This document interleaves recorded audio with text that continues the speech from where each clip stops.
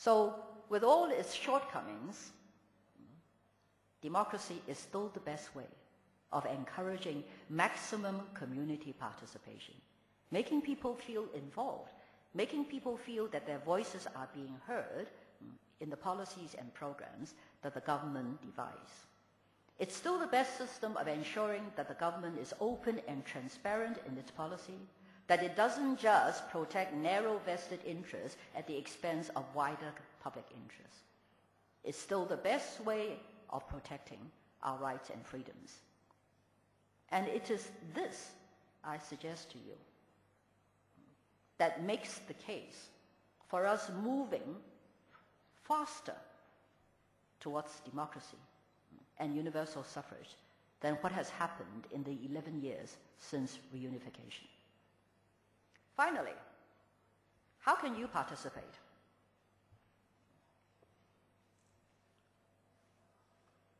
Frequently, when I ask young people, or even for that matter, professionals and business people about politics, their first reaction is, I'm not interested in politics. Well, let me ask you, what do you understand by politics? You actually deal with politics and make political decisions in school, every day of your life.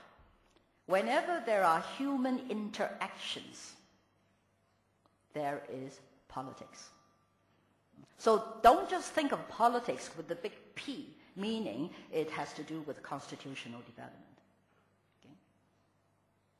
All human relationship is based on the art of talking through program difficulties, the art of negotiation, the art of compromise, the art of seeking a consensus.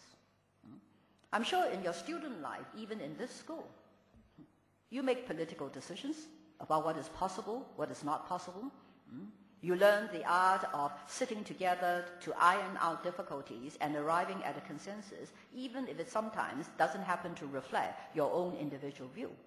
But you do so because you know that that is the best way forward. The more people you can carry with you in decision making, the better and easier it is to implement those decisions. And the more people are involved in making decisions, the more they will be prepared to take ownership of that decision and be happier about implementing those decisions. So, how can you participate in politics?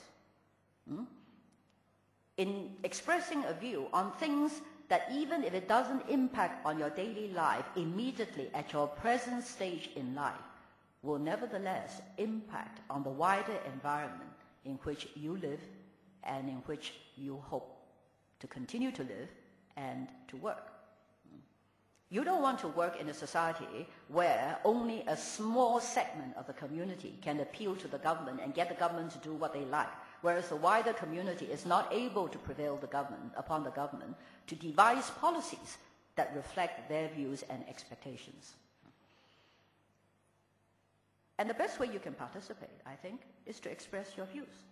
But first, before you express your views, lay your hands on the correct facts. Open your basic law and find out what the basic law promises to the people of Hong Kong. And why is it important for us to stand up and defend two systems? There are any number of talk show programs that you can express your views to. I know young people are very fond of supporting programs that involve your favorite movie idol or your favorite singer. But there are other talk show programs that talk about serious issues that you and I should be concerned about.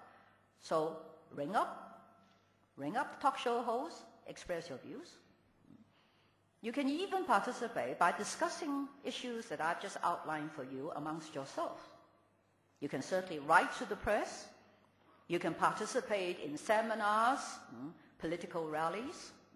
If you feel strongly about the state of governance, you feel strongly about the delay in introducing universal suffrage, you can participate in the march on 1st of July.